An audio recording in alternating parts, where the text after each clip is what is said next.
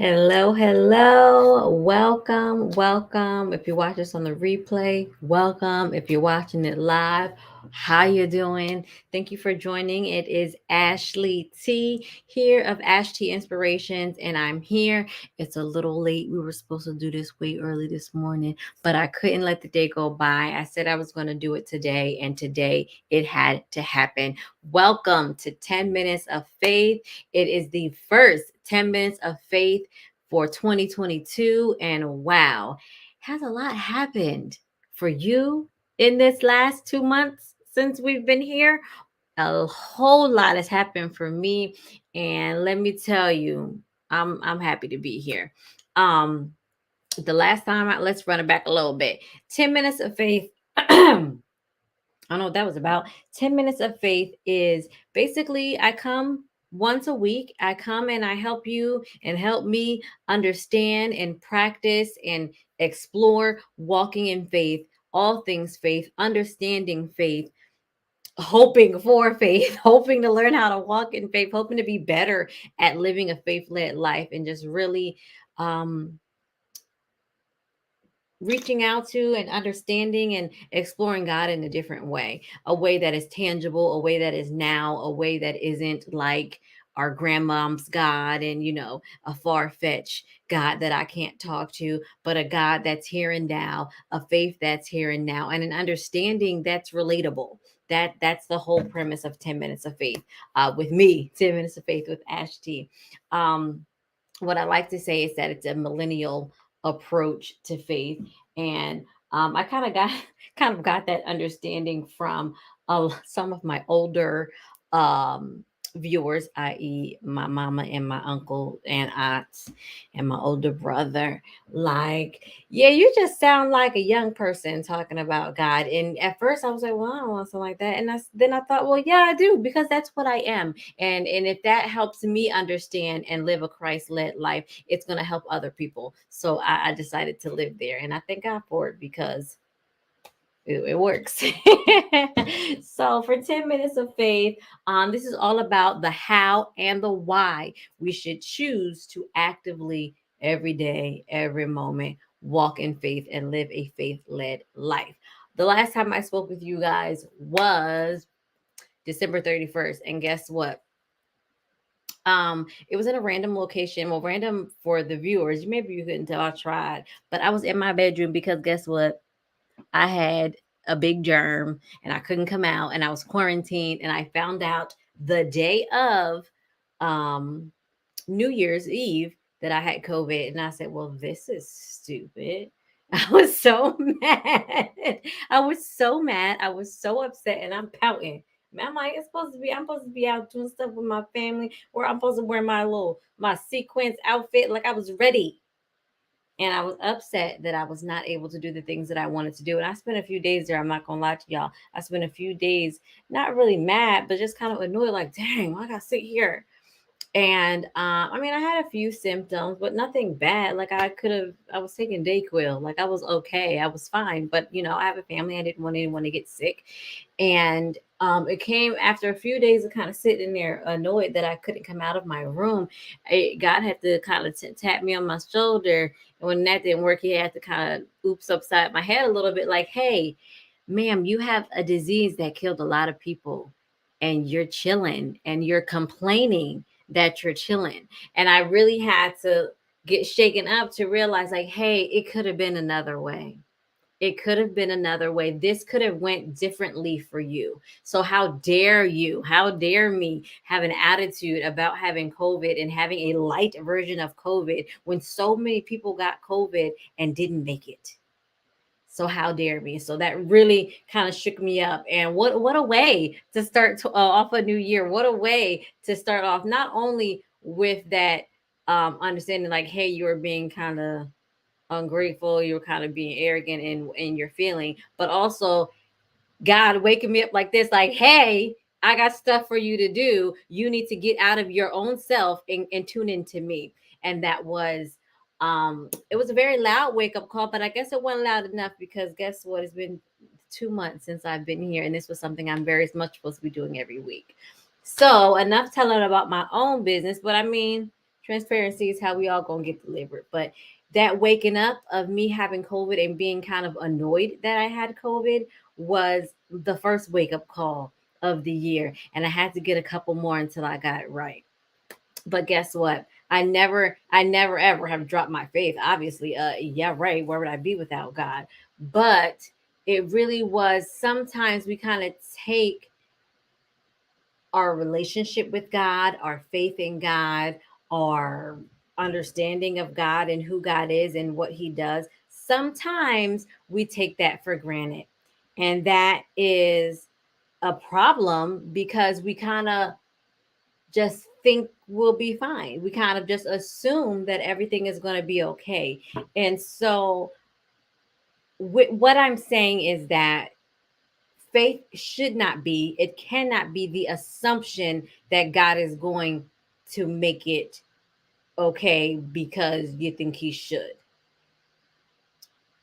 Faith is the understanding and the hope that because God is good and because you are in His will, you will be covered. It's not an expected, it is an expectancy of God to be God, but God doesn't owe you being God. And I think that's why I said it was arrogant, because I kind of felt, how dare me have COVID? Like what? And that ain't it, because you're not above anything. That's not how it works.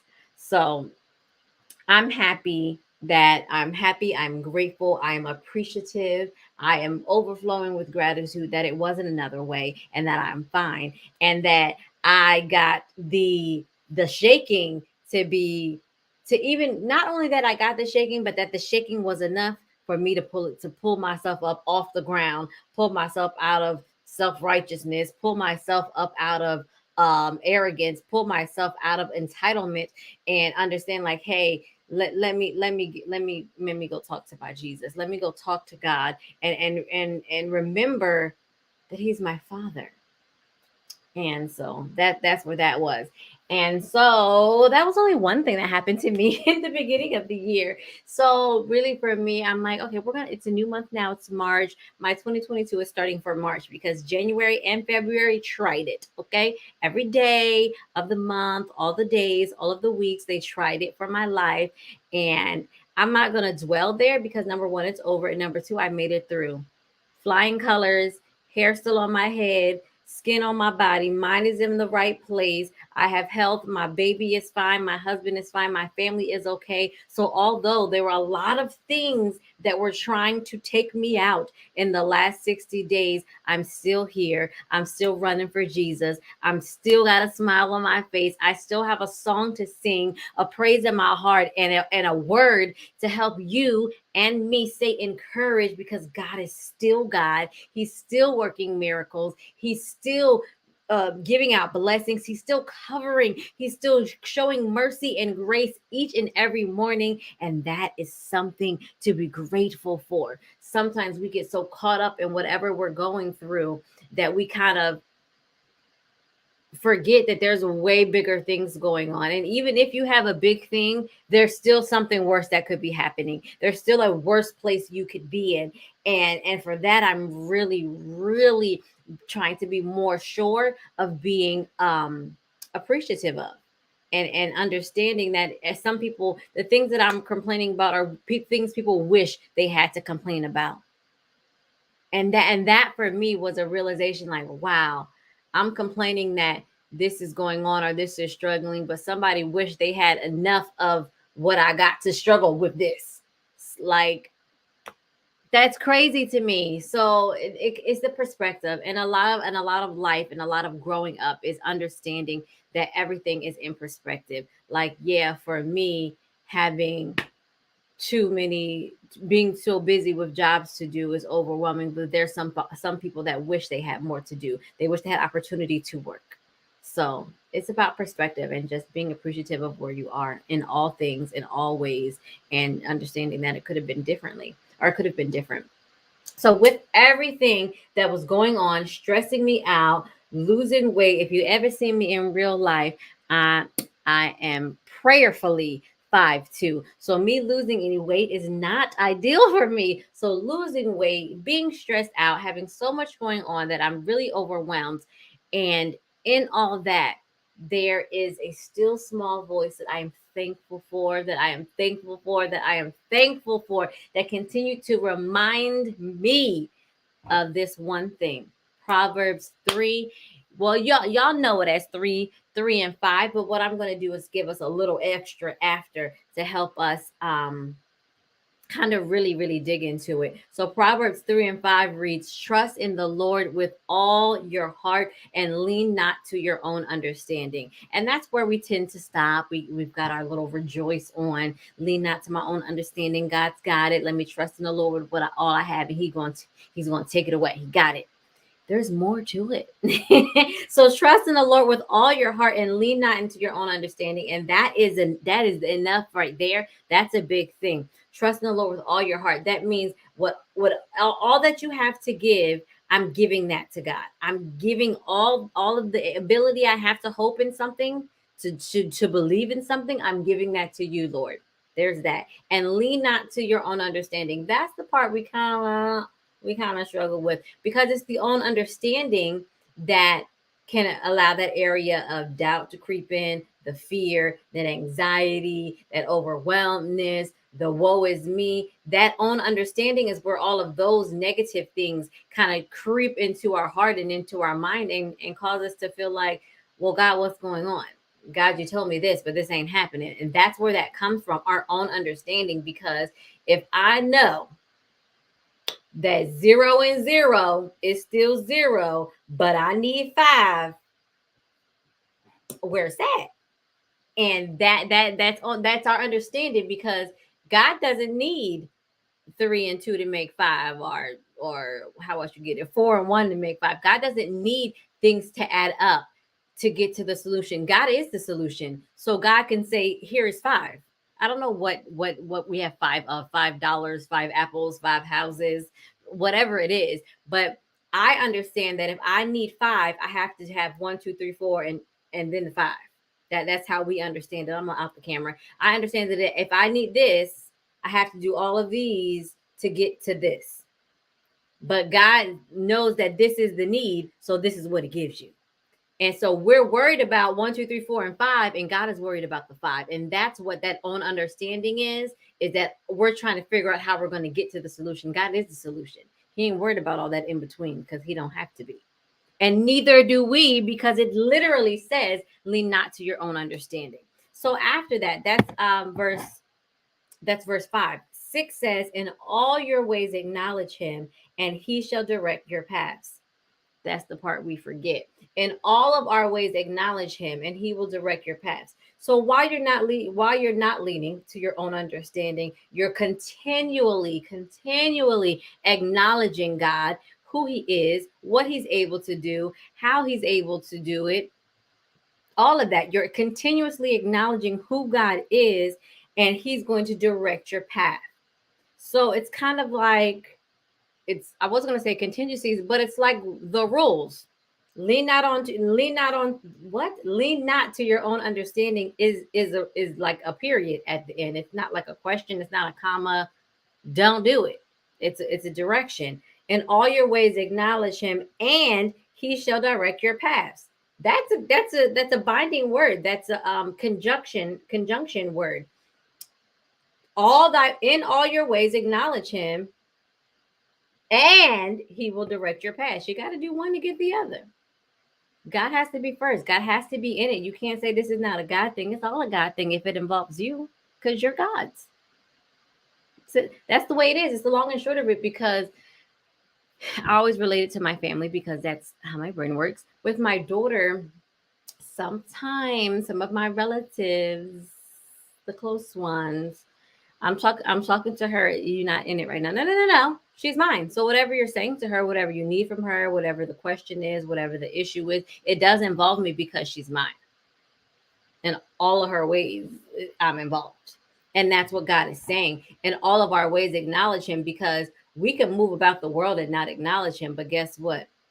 He ain't walking with you In all your ways, acknowledge me, and I will direct your paths. You need to be able to acknowledge God to understand that He's the one helping you move through life, and so that He can give you the direction to move through life. All that, what's going on, Lord? What's happening? Where am I?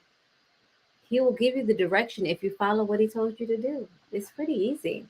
Lastly, be not wise in thine own eyes. Fear the Lord and depart from evil. It shall be health to thy navel and marrow to thy bones. That last sentence is what I was like, oh Lord. Because I don't know how much you guys, if you guys notice, but your navel is really like as when you're in utero in your mother's womb, the navel is how you're connected to your mom. That's how you get your nutrients. That's how you're growing. That's where the magic happens. And still after you're born, that still is a point where you can get a lot of health benefits. And if you notice, a lot of your bodily issues with your skin and other parts of your body come from your stomach in your gut, and that is where your navel is. That is that's connection. So even when you have ailments, you can kind of cleanse your gut from the inside or the outside. There are certain oils and other items that you can like not enter, but like soak into your body through your navel to heal you. Your navel is like the melting point of how you became a person. So it shall be health to thy navel and marrow to thy bones. You doing these things, not leaning to your own understanding, acknowledging God in all his ways, being not wise in your own eyes, and departing from evil. Those things will be health to your navel and marrow to thy bones. All that is saying is you doing those things is a good thing. It is a benefit to you. It is a God thing, and that's necessary for you. So trust in the Lord in all thy heart and not lean to your own understanding, because guess what? We don't understand. God's ways are not our ways. The way He does things is not the way we're ever going to do things.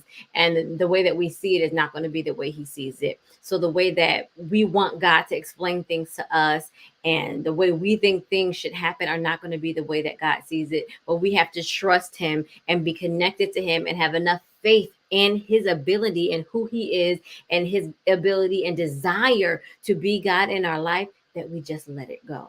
We let it ride and we allow Him to be God. That's one of my things I tell you guys all the time. Let God be God. Praise Him, worship Him, read His word, do His will, and let Him take care of the rest. Me worrying is not going to make anything happen faster. It's just going to make me aggravated when I could just be chilling, relaxing, and with my feet up, enjoying who God is. That's the kind of peace that I aspire to have. Like, whoo, this house burning down. God is good. I know you're gonna go ahead, Lord, chilling. Like that's the kind of cool and collected that I strive to be, because God is that good for there to be a storm going on around me and me be unaffected and me not be worried. The storm on the boat, Jesus sleep, storm happening. I need that kind of peace on me. All right. So I'm well over my time, which I figured I would. It was the first time back. But I thank you so much for joining me for 10 minutes of faith. We are diving in full faith every week on Friday. It'll be some point in the day, hopefully earlier than 10:30, 11 p.m. But I thank you for joining me. This is for all the people that are having a rough start to 2022. Guess what? There's a whole lot of year left. There's a whole lot of time left. And guess what? Our time is not God's time. So although we feel like I've already wasted 2 months of the year, this year is trash. It's already started off kind of crappy. I'm not really looking forward to the rest of it. It's all gonna be crappy. Number one, watch your mouth, because your power of life and death in that tongue. So watch what you're saying. My year is not trash. My year is blessed. This season is blessed. I will be fruitful in this year. I will be fruitful in this season. I will not have any losses in this season. I will live and walk in abundance in this season. Watch what your mouth says. Watch what your mouth says. And even for those of us that are slick and that are just thinking ill and harboring ill, you just sitting there thinking about Dad, this year's trash. Because you're smart enough not to say it out. You're smart enough to not say it out your mouth. But guess what? As a man thinketh in his heart, so he is. So if you're saying those things, even not out loud, you're thinking those things and you're harboring those things, that's what's going to happen. That's what's going to happen. So speak what you want to see. You have to see it before you see it. Same way God does. I thank you for your time. We'll be back here next Friday with 10 Minutes of Faith. 2020, all hope is not lost for you. It's way too much time left in the year for that. And guess what? That's what I was getting to. And even though we see that there's time left for that, for things to turn around and things to get better, God doesn't work in our time. So what we feel like is 60 days left, God, or 60 days lost, God can snap his fingers and then it'll be like you did a mountain full of work in those 60 days. Okay? You remember that, and I will remember that. I thank you for joining me here. It's Ash T of Ash T Inspirations, 10 Minutes of Faith. There's so much coming for Ash T and Ash T Inspirations, and that's going to be a benefit to you. Products, engagements, things to do, people to meet, and I can't wait to share it with you guys. And I'm happy to be back. Thank you, Lord, for blessing us. Oh, I forgot I'm supposed to start this new thing. We have prayer cards for each day. Above all, keep loving one another earnestly. Can you see that? First Peter 4 and 8. Walk in love. Thank you guys for joining me. Oh, I forgot to tell y'all something. It's all right. We'll do it next time. You got to speak faith, pray over that thing, and then you walk in faith. Walk that faith walk. I'll see you next week. Bye.